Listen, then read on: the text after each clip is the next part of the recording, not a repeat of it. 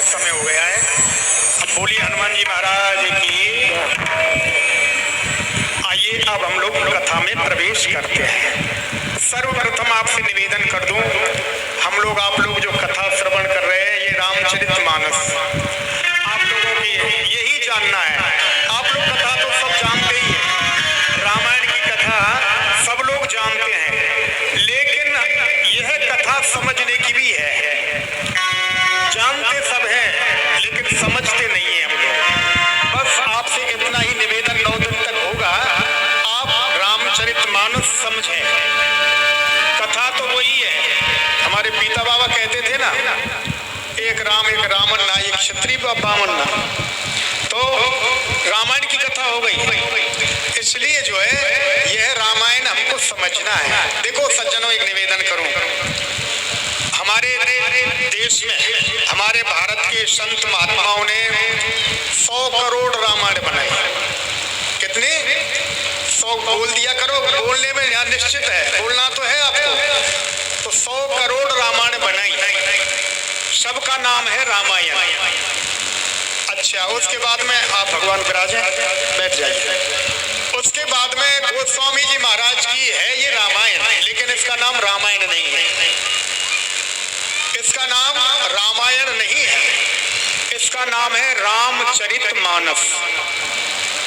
रामचरितमानस, चरित्र भी मत समझिएगा। हम लोग आप लोग हैं रामचरित्र हो रहा है, चरित्र में और चरित्र में बहुत फर्क है, यही हमको आपको समझना है। चरित्र और चरित्र, ये है रामचरितमानस। जब आप चरित्र लिखेंगे तो पीछे जो ता आएगा वो आधा है, उसमें नीचे अलंत लगा हुआ होता है, तो वो आधा ही रामचरित्र, ता पूरा नहीं। तो ये रामचरितमानस। तो गोस्वामी जी महाराज से उन्होंने जैसे ही इस रामचरितमानस को बनाया तो सभी संत महात्माओं ने निवेदन किया कि देखो गोस्वामी जी महाराज, सब लोगों ने वही राम कथा गाई है, वही राम जी का अवतार गाया है, लेकिन आपने इसका नाम रामायण क्यों नहीं रखा? इसका नाम आपने रामचरितमानस क्यों रखा है? यह हम नहीं समझ पा रहे हैं। तो गोस्वामी जी महाराज बोले भैया फर्क नहीं है, रामचरितमानस में और रामायण में फर्क नहीं है, वही राम की कथा है, लेकिन मैंने इसका नाम रामचरितमानस क्यों रखा है? आप लोग जरा ध्यान देंगे और बड़ा आनंद मिलेगा।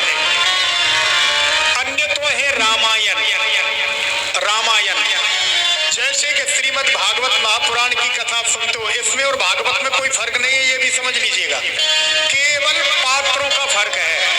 वहां पात्र में भगवान श्री कृष्ण है और यहाँ मर्यादा पुरुषोत्तम राम है, वहां कंस है, इधर रावण है। केवल हमारा आपका विचार करने का ढंग, विचार करने का तरीका है, वही हम अगर समझ लें, वही जान लें तो कोई खास फर्क नहीं है। वो संस्कृत में है और ये एक भाषा में नहीं, 84 भाषाओं में ये रामचरितमानस लिखा गया है सज्जनों, याद रखिएगा। 84 भाषाएं रामायण के अंदर है, गिनना चाहो तो गिन सकते हो, कोई दिक्कत नहीं है। तो ये रामचरितमानस का नाम क्यों है? वो तो है रामायण और ये है रामचरितमानस। फर्क केवल इतना है। गोस्वामी जी महाराज बोले देखो भाई, ये तो आपके समझने का फेर है। बोले क्या भगवान? बोले रामायण का अर्थ क्या होता है? रामायण का अर्थ क्या है? बोले महाराज रामायण का अर्थ तो होता है राम धन अयन। अगर संधि विच्छेद किया जाए और व्याकरण से अगर देखा जाए तो राम धन अयन संधि विच्छेद कर देंगे, समझ में आ जाएगा। राम धन अयन माने राम धन अयन बराबर रामायण। राम तो भगवान श्री राम, अयन माने घर, जैसे हमारे आपके घर है ऐसे ही राम धन अयन माने राम जी का घर, राम जी का मंदिर, माता कैला का मंदिर, ये माता कैला का घर है, राजराजेश्वरी का, बांके बिहारी का घर है। तो यह रामायण, राम धन अयन बराबर रामायण मतलब राम जी का घर। अब लोग बोले चलो राम जी का घर है, अच्छा नाम है रामायण, लेकिन आपने रामचरितमानस क्यों लिखा? आपने ऐसा परिवर्तन क्यों किया? गोस्वामी जी बोले ये तो है राम जी का घर, तो मैं तो हूँ राम जी का दास, और दास का काम होता है कि राम जी को घर में नहीं बिठाना चाहिए, दास का काम है सेवा करने आए। तो बोले आप सेवा क्या करना चाहते हैं रामायण के माध्यम से? बोले रामचरितमानस के मेरी ये सेवा है कि कोई भी मेरे परमात्मा के घर में आएगा, मेरे राम जी के मंदिर में आएगा, भगवान कृष्ण के मंदिर में आएगा, तो हम आप सब लोग जाते हैं तो कम से कम कुछ भी कहीं से भी जाएं, जब मंदिर में जाते हैं तो इतना धर्म है हमारा आपका कि हम लोग पाँव धो करके और कुल्ला करके हाथ धो करके मंदिर के अंदर जाना चाहिए। बाकी का नियम है कि पवित्र होकर के जाए, स्नान ध्यान करके जाए, लेकिन फिर भी अगर स्नान न कर सके, सर्दी पड़ रही है, तो कम से कम हाथ मुंह धो ले और अपने पांव धो ले। तो रामचरितमानस का अर्थ है राम माने राम, चरित माने सरोवर, क्या याद रखिएगा आप लोग, चरित माने सरोवर, तालाब। तो गोस्वामी जी कहते हैं कि अरे संसार के प्राणियों, भगवान श्री राम का घर आपके समक्ष में है, आपके गांव में है, हमारे घर में है, लेकिन उसमें जाने के लिए हमको पहले अपने हाथ पैर मुंह धोना पड़ता है। इसलिए ये राम जी का घर आना है तो आपको पहले चरित माने सरोवर में स्नान करने पड़ेगा, तब जाकर के। और मानस किसको स्नान करना है, इसमें जातिवाद नहीं है। रामचरितमानस का सबसे पहला मंगलाचरण का श्लोक है, याद रखिएगा सज्जनों, क्या श्लोक है? वर्णानामर्थ संघानाम रसानाम छंदसामपि मंगलानाम ते कर्तारो वंदे वाणी विनायक। सबसे पहला श्लोक वंदना में आता है, वर्णानामर्थ संघानाम। सबसे पहले गोस्वामी जी महाराज ने सत्य में तो वर्ण की जो है वंदना की है। वर्ण में सारा संसार है, याद रखिएगा। मैं जाति वर्ण की बात बाद में करूंगा, पहले वर्ण की बात कर लेता हूँ। वर्ण माने होता क्या है, बस यही हमको आपको समझना है। वर्ण माने अक्षर।